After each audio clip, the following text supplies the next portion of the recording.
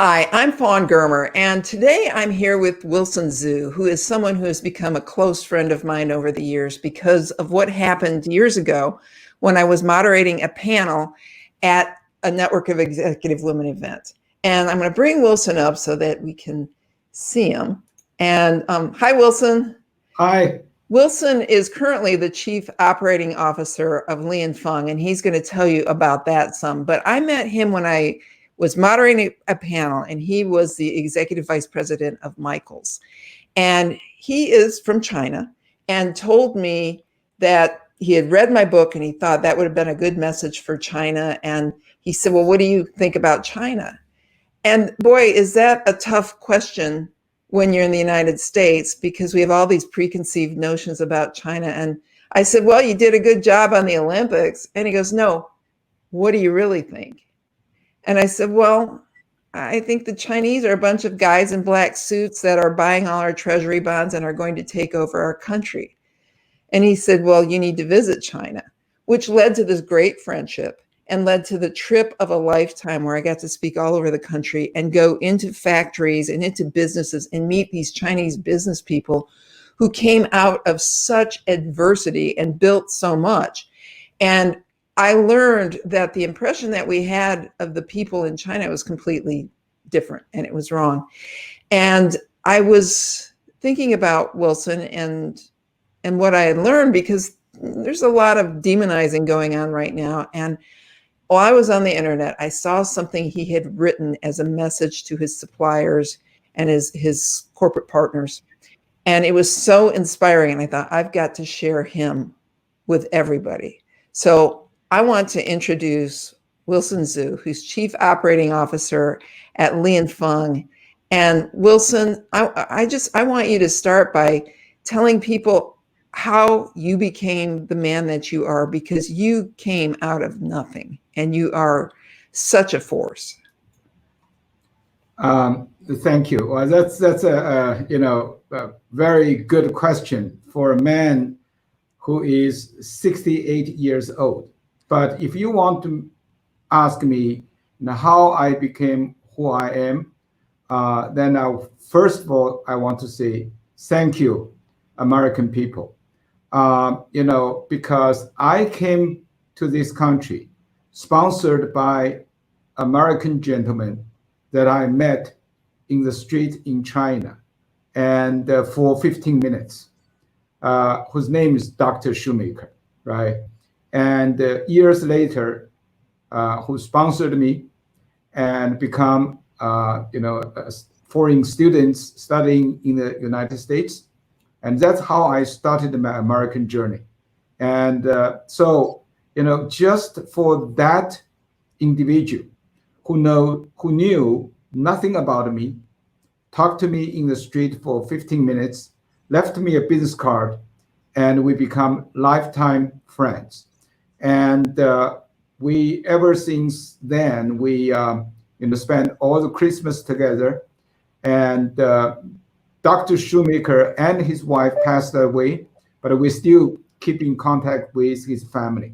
So my American dream started with someone who so generously helped me. And I'm an American citizen. I love America. And at the same time, I was born in China. I love China, and I love people in both countries. All my American dream started with the generosity from ordinary American people, a couple. And that is my, interesting story.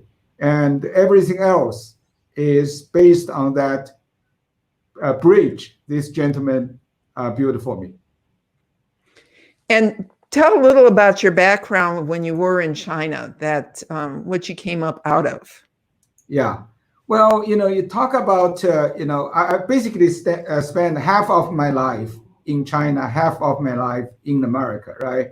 So, I went through the most difficult period of time. And people probably know the Cultural Revolution. And, honestly, that I never dreamed I had what today.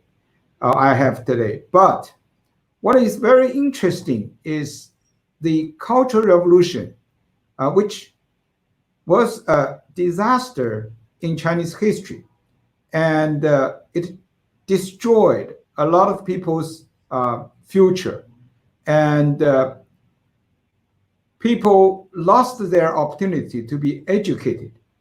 However, there are also people who grew very, very strong, just like any natural disaster or political event.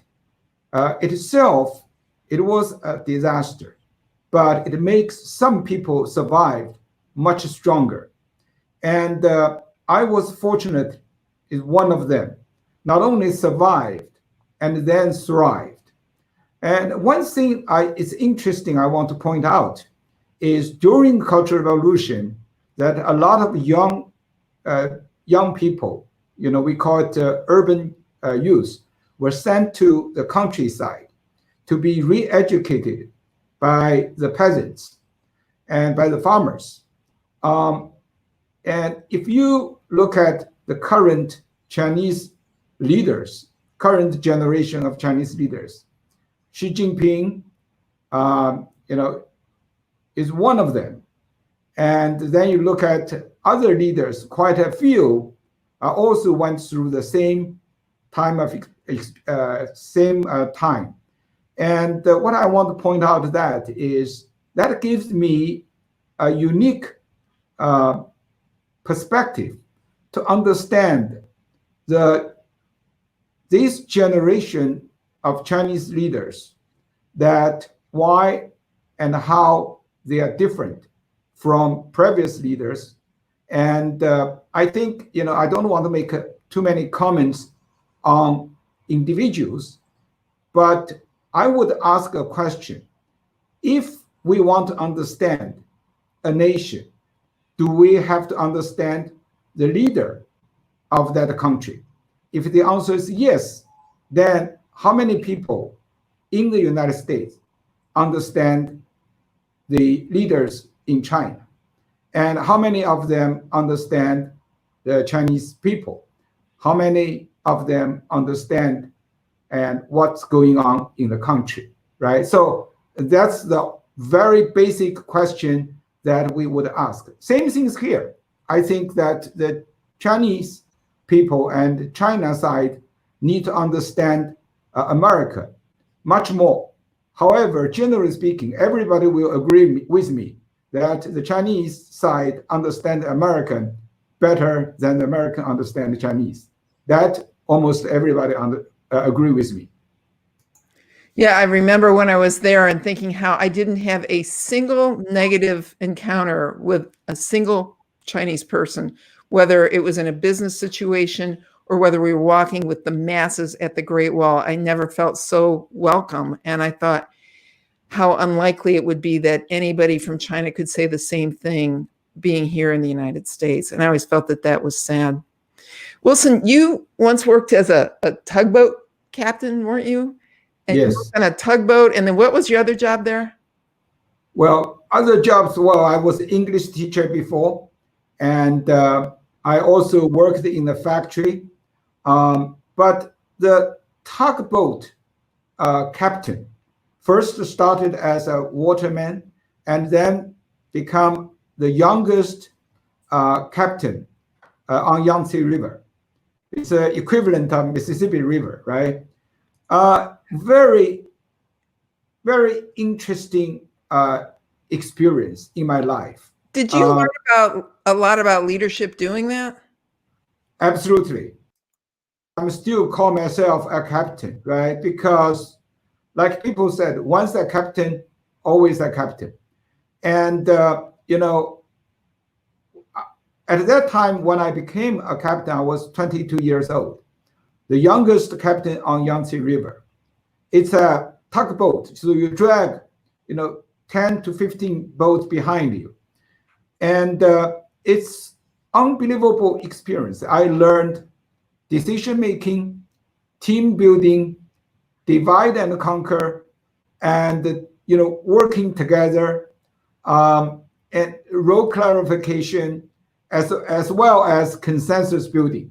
You name it. Many years later, I was sent to Harvard University by Michaels, and after I finished the training and came back, the HR senior VP asked me, Wilson, what did you learn? I said, honestly, a lot of terminology, but all the quality of leadership, I realized I already learned well when I was a captain. And the rule for a captain is you don't leave the boat when it is on fire or it is sinking, right?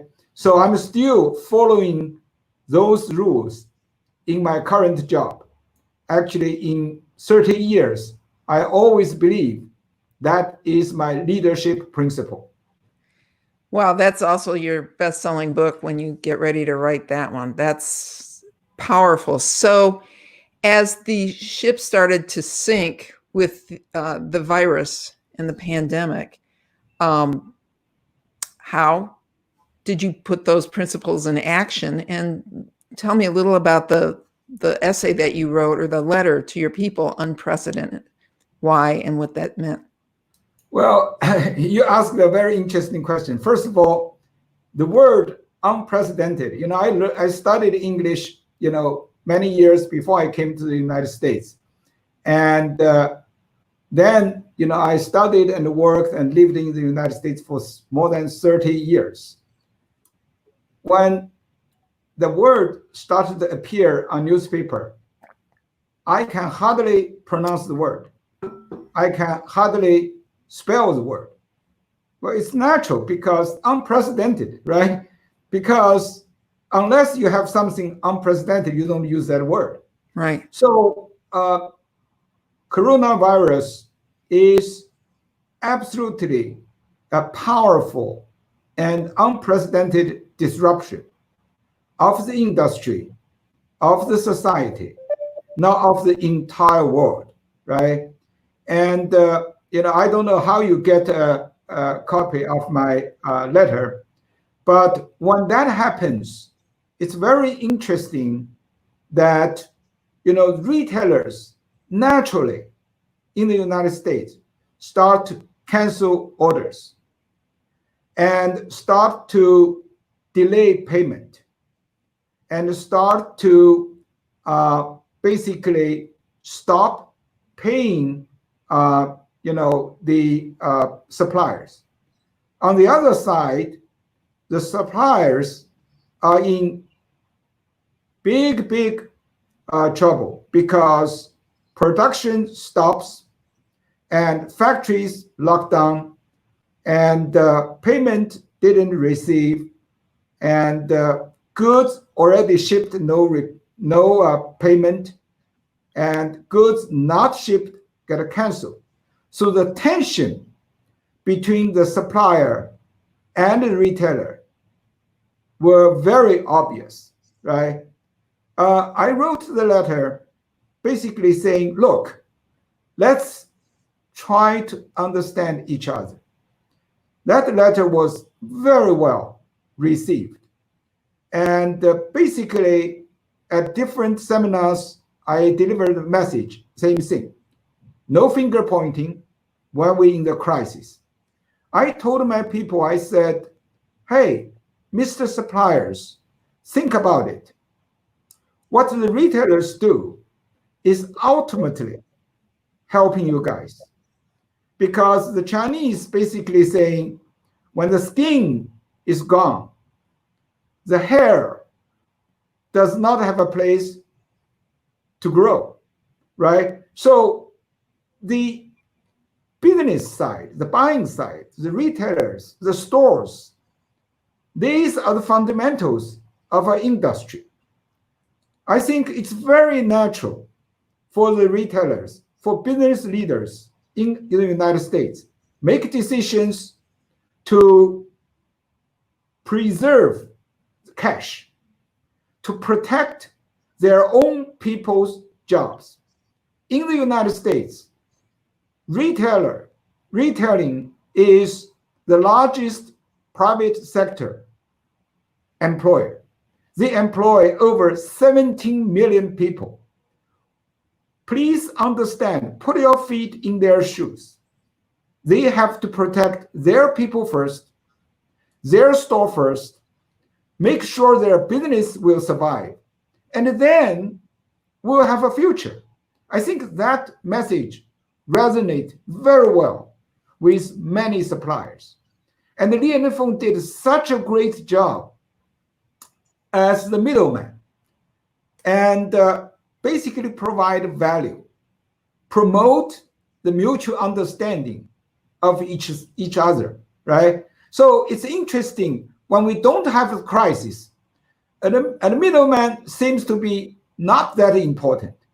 But during the crisis, this is almost like a realtor, right? And when you get an emotional seller and the buyer, and a middleman, a realtor is so critically important to lead the both sides to the one final agreement. And Li and Feng, I cannot tell you, I personally and my team had numerous conversations between retailers, between suppliers, and talked to government officials, industry associations, so the entire conflict gradually being under control. And even today, one bankruptcy after another of the retailers, right? But Li and Feng is playing such an important role to really bring everybody together, come to a solution rather than finger pointing, rather than complaining, but by working together. So it's a very interesting position, and I really enjoyed it. I think Li and Feng is such a great company, demonstrated its value in the crisis. Yeah, it's interesting because just from a leadership perspective, it's the same challenge whether you are doing that as a representative of a company or of a government. And there have been a lot of leadership failures that we have seen. But what was it in you that made you realize that this was a moment to stand up and lead? And then by extension, how do you tell others and mentor other people to seize the moment because companies need such great leadership now? Yeah. Well, then that's have to go back to my background as a captain, right? And when the weather is nice, when everything is okay, and you really don't see anything on the boat. Everybody's doing their job. The cook is cooking, and the captain is handling the direction of the trip, but nothing else. Waterman is cleaning, and the chief engineering is managing his machine. But when you're passing through a dangerous bridge or going through a thunderstorm, you see basically the unrivaled team spirit that you would never see on any other place. So that's a great training. So I understand at this moment that number one, leadership is being present. Actually, I was in the United States just celebrating the Chinese New Year when I heard that Wuhan was locked down. Without hesitation, I realized I need to be there with my people. That's leadership, being there. And, I want to tell you a story here. It's very interesting that after I arrived, at Shanghai, and I talked to my wife, and she said, well, you left without hesitation. But if you ask me for opinion, you know what? I will say, go. You should go. What she said really touched my heart. But she went through Cultural Revolution, and she was the same generation, so she completely understands the sacrifice is part of life, and the sacrifice is also a leadership quality, and you have to do that. So for me, it's automatic.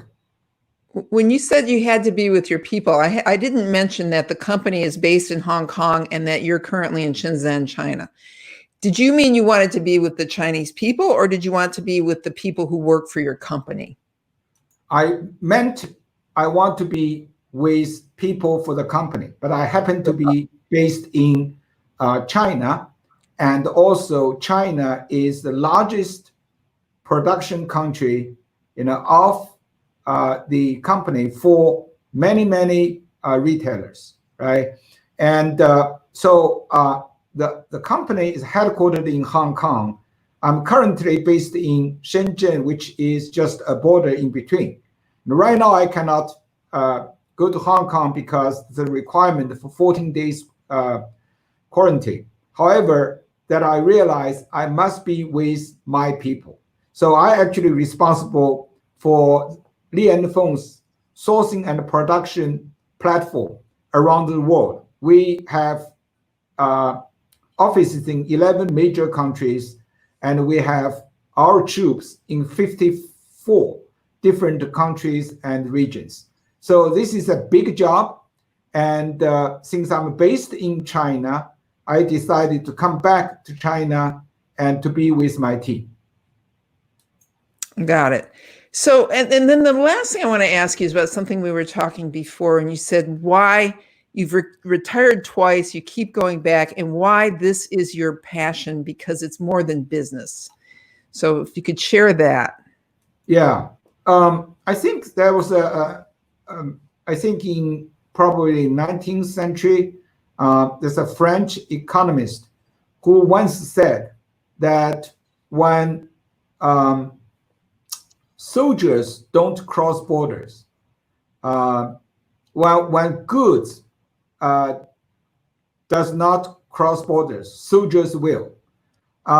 It's a very powerful statement. You think about it, if you look at history, that almost all the wars and the conflicts are results of trade conflict or trade wars, right? And I think when you engage with each other by doing business, by doing global trade, you are literally promoting mutual understanding. For today's global trade, it's not international trade. International trade is between two nations. And global trade in today's world, for iPhone used by American consumer, it was touched by so many different countries. And that activity is really connecting people around the world. And it's really promote understanding of people around the world. And I understand there are some conflicts there today. I understand there are misunderstandings. But generally speaking, I can tell you, boy, that the Chinese people has been extremely friendly to the American people. They helped the Chinese during the World War II, right?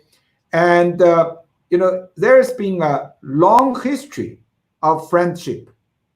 I'm a big believer this too shall pass.